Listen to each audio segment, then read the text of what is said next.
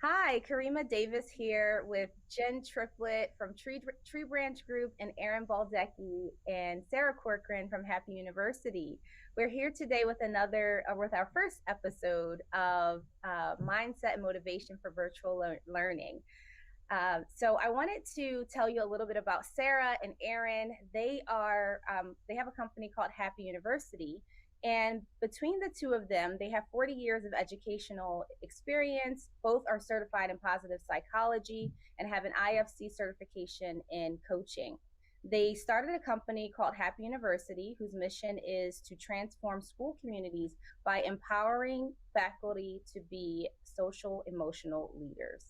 So, welcome today, Sara and Erin. We're so happy to have you here with us today. Thank Thank you. It's you. great We're to so be happy to be here.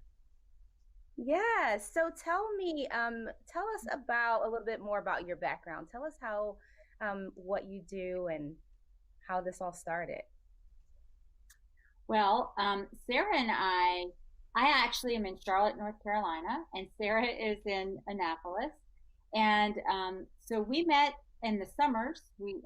I come up to Sherwood Forest, and so we've been friends for 15 years or something, and both had a love for positive psychology. So I went and got my certification in positive psychology, began to teach some classes in Sherwood, and Sarah came to my class, and she then went and did the same. So we have created this company. We love what we're doing. We're so passionate about teaching these skills to educators, to students, and to parents.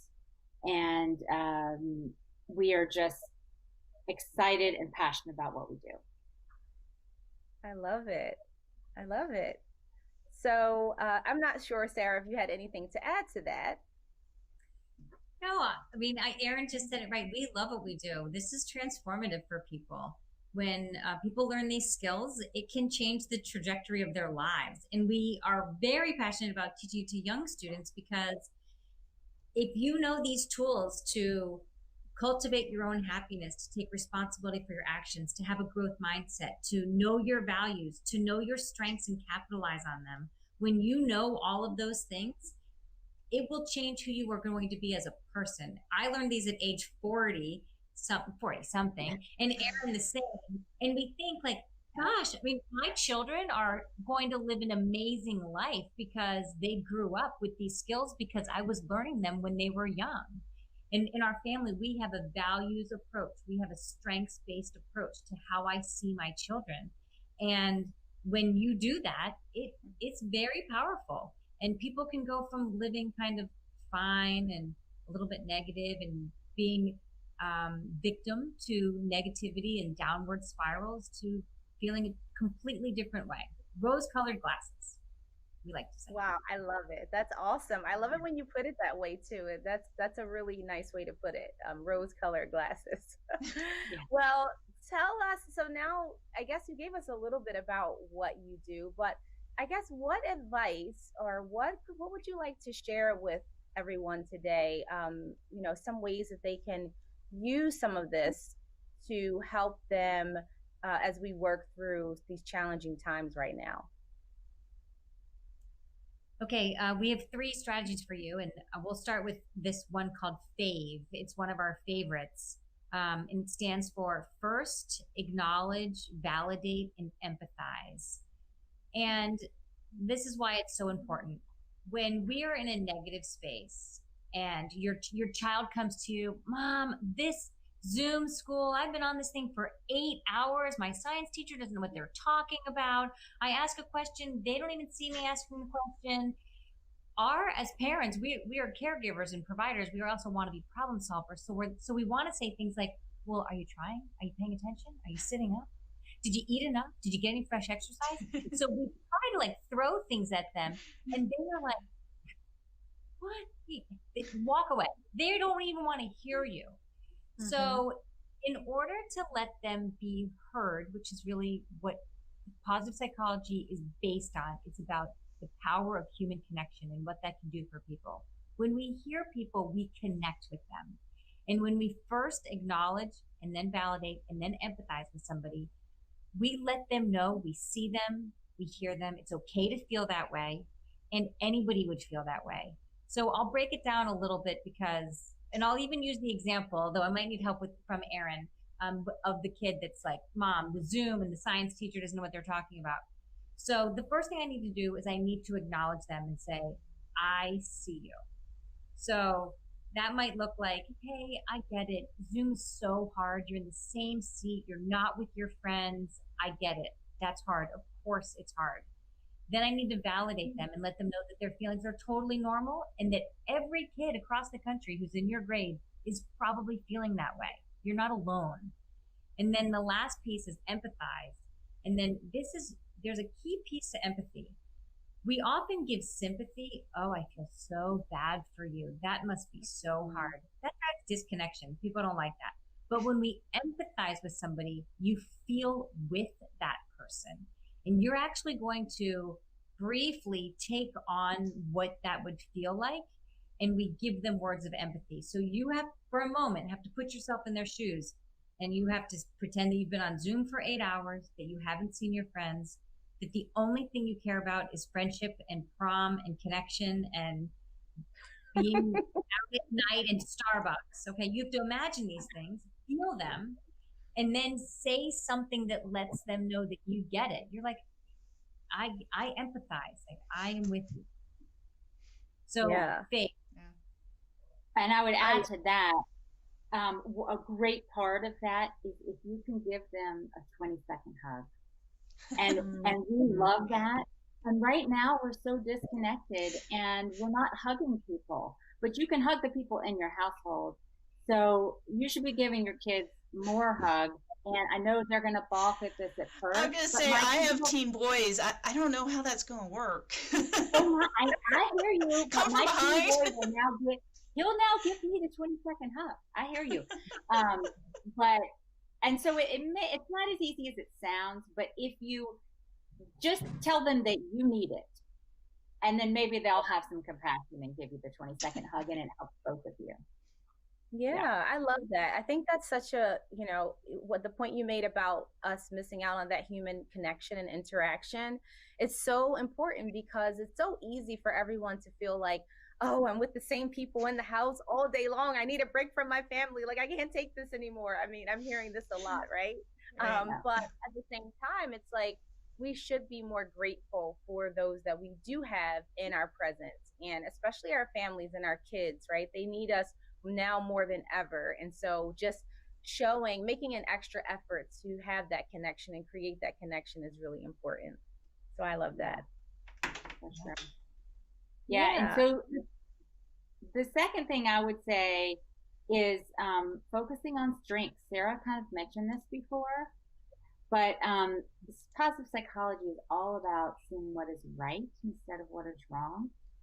Mm-hmm. And when we learn to really see the strengths in our kids or as teachers and our students, it makes a huge difference.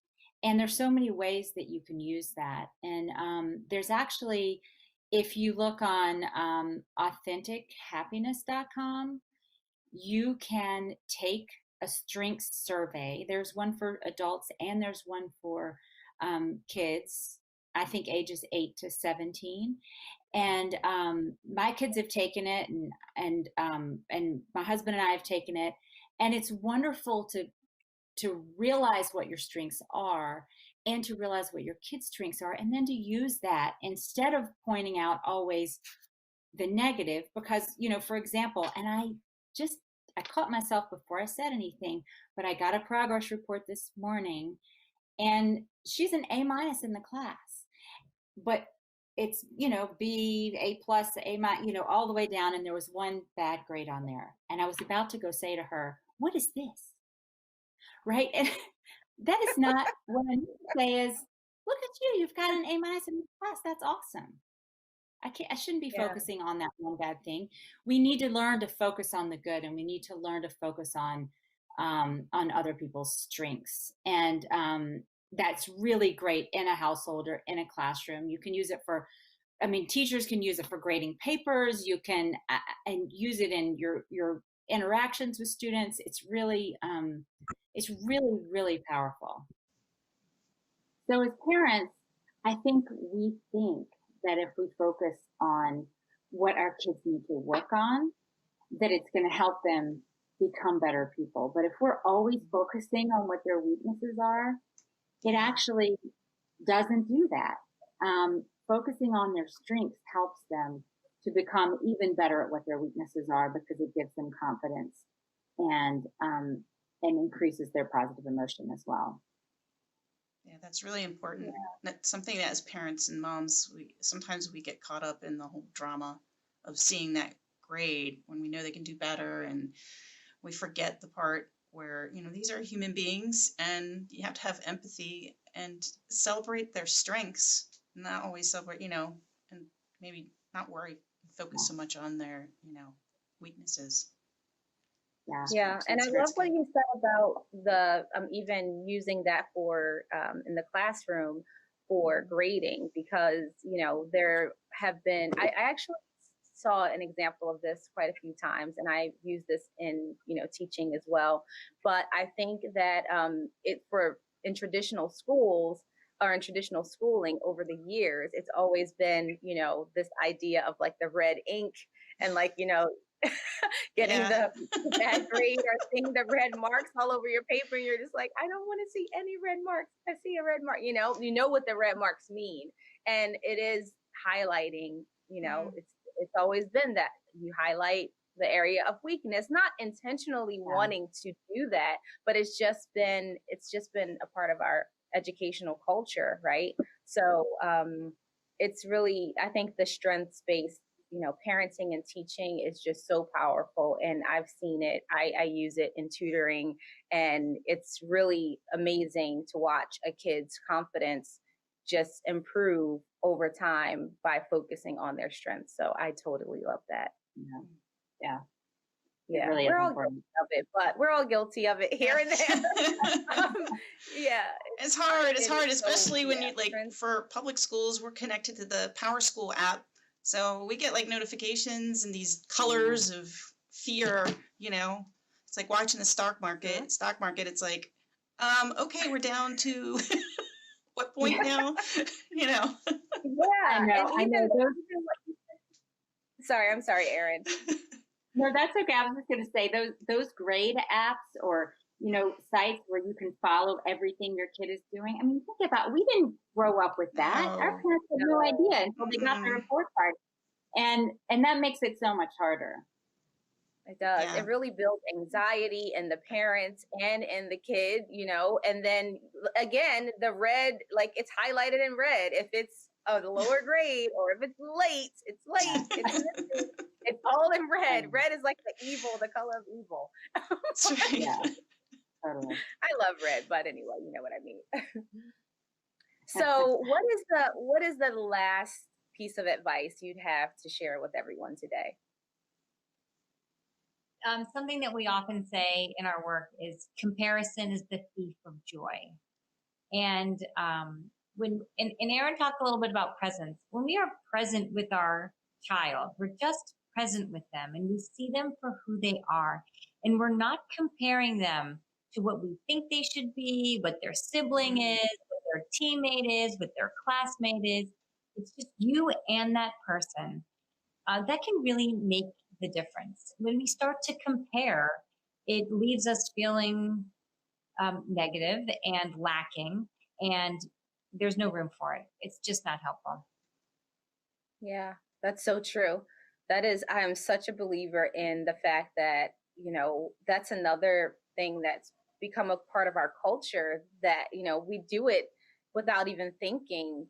In so many ways, we're always being compared or comparing ourselves to the next person, and, our kids to the next person. And it's a really dangerous kind of thing to get into when you think about it. It's really dangerous. But I think that's another conversation we'll have to talk about another day. I would add one more thing onto comparison. I had a great conversation with another positive psychology teen coach, and she said sometimes we don't say anything that's comparison, but we spray it around the room like potpourri. Like you're not actually saying, oh, you're not as good as your sister, but you just are spraying. So we really need to wipe that comparison away. And one of the ways to do that is really to focus on being present with that person and seeing their strengths for who that child is. Yeah, absolutely. That is so powerful. That is really powerful. Well, I love the fact that you have such amazing, strategies and advice that you can share with parents and with teachers and educators. So let's just, I guess, if we can do a quick recap of the 3 things that you just pointed out today so that we don't forget and we can walk away today with these and try to use them for the rest of the week and the rest of the school year. So we have the first thing, the first tip was? That was FAVE. First, acknowledge, validate, and empathize. Helps kids take a deep breath and be seen and heard. I love it. And the second one was the strengths-based teaching and parenting, right? Yes. So focusing on strengths, and you can go to viacharacter.org, and there are all kinds of resources there. You can take the quiz. You can see what all the strengths are. They're broken down. It's 24 character strengths broken into virtues. And there's a ton of information. So viacharacter.org. Right. That's viacharacters.org, right? viacharacter.org. Awesome. And then the last one, Sara, it was about comparison, right? Well, yes, but let me chime on to Erin's via character that I asked for this because my kids didn't want to do it. I asked for this for my birthday, but Christmas is around the corner and the holidays. So if your children are looking for a Christmas gift for you, they can take this quiz. It takes 20 minutes, and knowing their strengths will change the way you see them and parent them. So if you're looking, add that to your Christmas list. And the last thing is that comparison is the thief of joy. And by being present with your child and not comparing them, you will help to boost their self-esteem, help to boost their confidence. They will know that you see the good in them, and it will change your relationship. I love that. Thank you so much, ladies. If anyone has any questions about what Sara and Erin do and how they can help your organization, your school, or help you as a parent, you can find them at happyuniversity.com, right? Yeah. It's actually HYouniversity. YOU. And it's YOUniversity. I love it. All right. So if you have any questions about that, positive psychology, how to use it in your home, how to use it in your classroom, reach out to them and they'd be happy to help you with that. Thank you so much. This was a great interview, great conversation here with you ladies today. Thank you so much, Jen, for all that you do and making this possible with all of your amazing tech skills over there at Treebranch. So we will see you next week, and we want you to have a great rest of your week. Yep. Take care. Thank you.